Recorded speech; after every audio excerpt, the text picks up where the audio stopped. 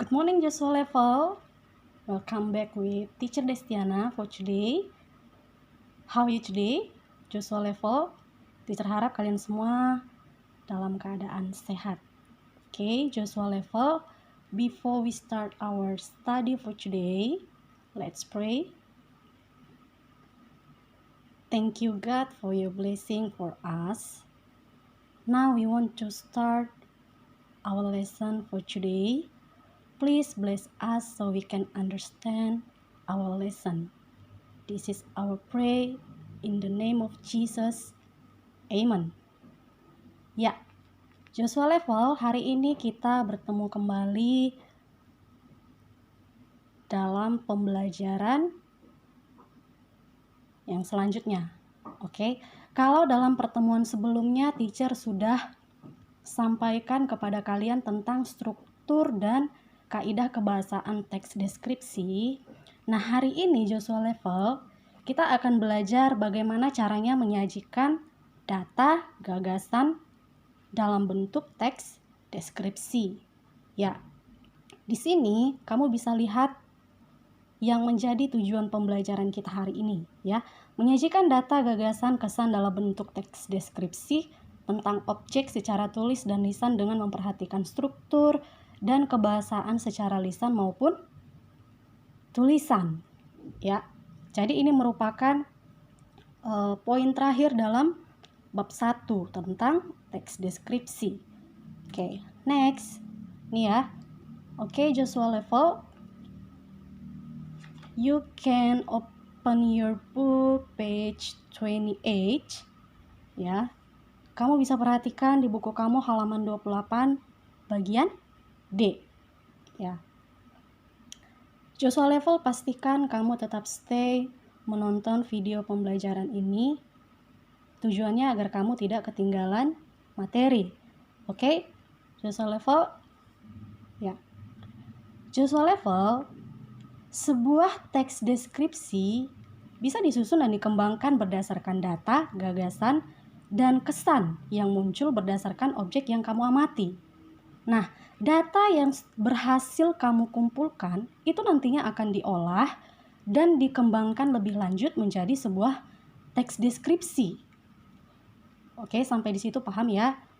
Ya.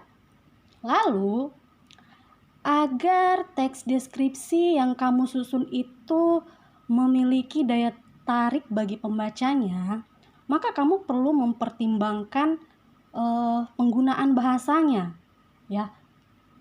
Penggunaan bahasa yang kamu gunakan itu harus menarik dan mudah dipahami sehingga itu mampu menimbulkan kesan atau efek emosional bagi pembacanya.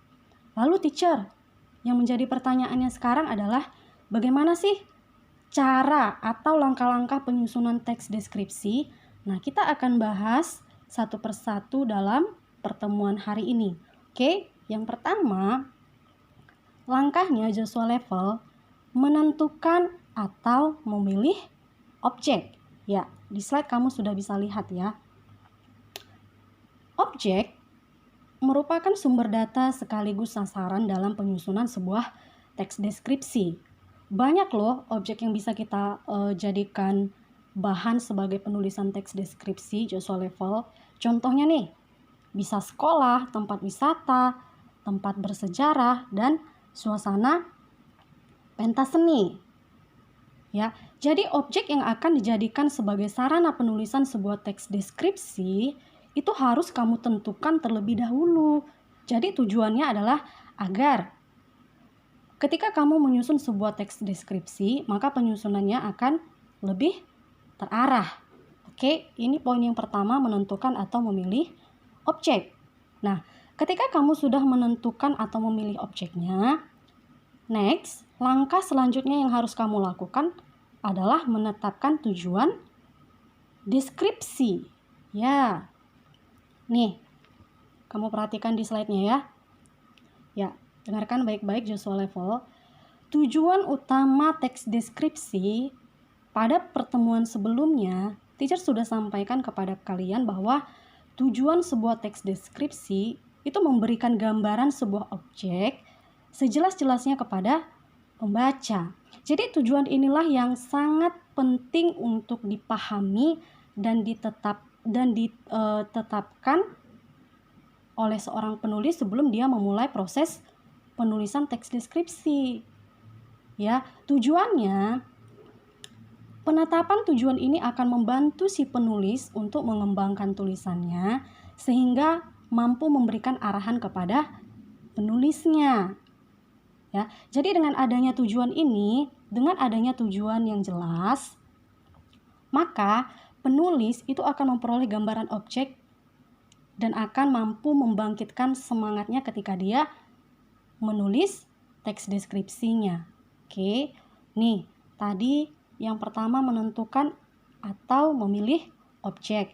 Yang kedua menetapkan tujuan deskripsi. Nah, setelah kamu menentukan tujuan deskripsi, langkah yang selanjutnya adalah mengumpulkan data. Ya, poin ketiga ini merupakan poin yang sangat penting dalam penyusunan sebuah teks deskripsi.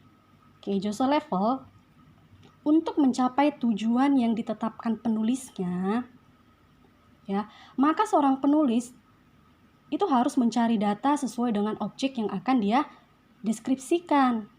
Nah, satu kegiatan penting yang harus dilakukan seorang penulis ketika mengumpulkan data, yaitu adalah dengan melakukan sebuah pengamatan.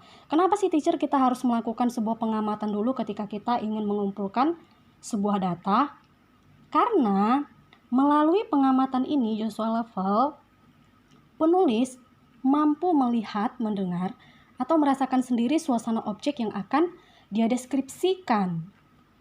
Ya, nah selain itu Joshua Level, penulis itu juga dapat merasakan sendiri suasana objek yang akan dia deskripsikan. Ya. Nah, ketika kamu melakukan sebuah pengamatan, hal-hal yang perlu kamu perhatikan adalah kamu harus mampu melibatkan panca indera kamu. Ya, ada penglihatan, peraba, perasa, dan lain sebagainya. Ya. Jadi, ketika kamu melakukan pengamatan, kamu harus mampu melibatkan panca indera kamu, ya, untuk melihat semua peristiwa, suasana, suara, atau hal-hal lain yang bisa kita rasakan melalui pengamatan ini tadi. Ya. Oke, yang keempat, membuat kerangka tulisan. Nah, kerangka tulisan ini merupakan garis besar sebuah teks yang akan dituangkan ke dalam sebuah tulisan. Sebelum kita menulis Joshua Level, kita perlu menetapkan kerangka tulisannya terlebih dahulu. Nah, tujuannya kita membuat kerangka tulisan ini apa sih, teacher? Jadi tujuannya kerangka tulisan ini adalah sebagai pedoman atau acuan dalam menggambarkan sebuah objek yang akan kita tulis. Jadi dengan adanya kerangka tulisan ini, penggarapan atau pengolahan sebuah tulisan itu akan menjadi lebih jelas dan terarah. Oke, sampai di sini bisa dipahami ya Joshua Level. Oke, next. Yang kelima. Tadi kamu sudah membuat kerangka tulisannya. Langkah yang selanjutnya adalah kamu akan mengembangkan kerangka tulisannya. Ya, ini merupakan langkah yang tidak kalah penting ya Joshua Level ketika kamu menulis sebuah teks deskripsi. Nah, pada tahap mengembangkan kerangka tulisan ini, hal yang kamu lakukan adalah mengembangkan kerangka menjadi sebuah tulisan yang utuh dan lengkap. Jadi pengembangan kerangka tulisan ini akan menjadi lebih bagus dan menarik jika kamu berhasil melibatkan kepekaan perasaan atau emosi dan imajinasi kamu. Paham ya? Sampai di sini Joshua Level? Ya. Kenapa, teacher?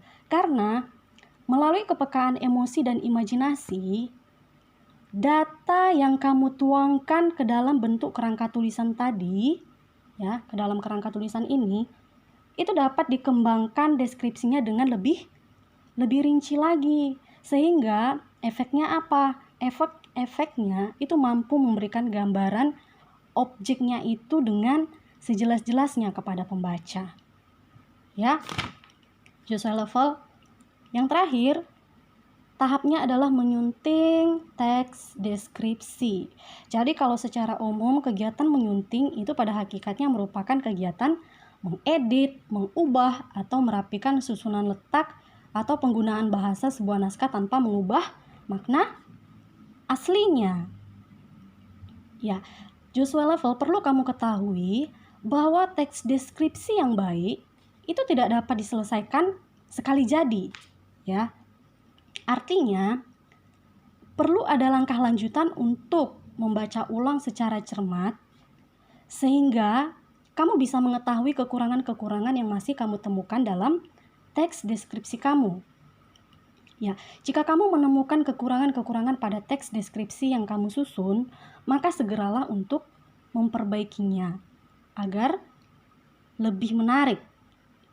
Ya, jadi kegiatan ini kita sebut dengan kegiatan menyunting. Jadi kita dapat menyimpulkan bahwa kegiatan menyunting itu adalah kegiatan mengedit, mengubah, atau merapikan susunan letak atau penggunaan bahasa sebuah naskah tanpa mengubah makna.